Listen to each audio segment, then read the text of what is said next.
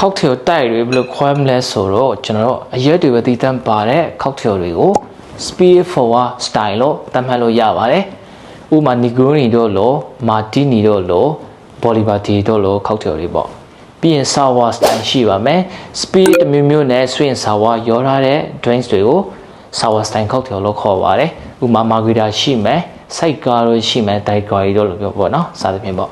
ပြီးရင်ကျွန်တော်တို့ highball style ရှိမယ် spirit တစ်မျိုးမျိုးနဲ့ misa နဲ့ရောထားတဲ့ drink တွေကို highball style လို့ခေါ်ပါတယ်ဥပမာကျွန်တော် G&T တို့ရှိမယ် Cuba Libre rum coke တို့ရှိမယ်ဗျာပြီးရင် whisky soda တို့ရှိမယ် whisky cola တို့ရှိမယ်ပေါ့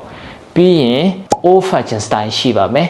spirit ရယ် sugar ရယ် bitter ရယ်ပေါင်းစပ်ထားတဲ့ drink မျိုးတွေကို old fashion style လို့ခေါ်ပါတယ် old fashion cocktail ရှိမယ် sazerac ရှိမယ်စသဖြင့်ပေါ့နော်ပြီးရင်ကျွန်တော် Collins style ရှိမယ် Collins style ကကြာလို့ကျွန်တော်တို့ sour style cocktail မှာ on top soda လေး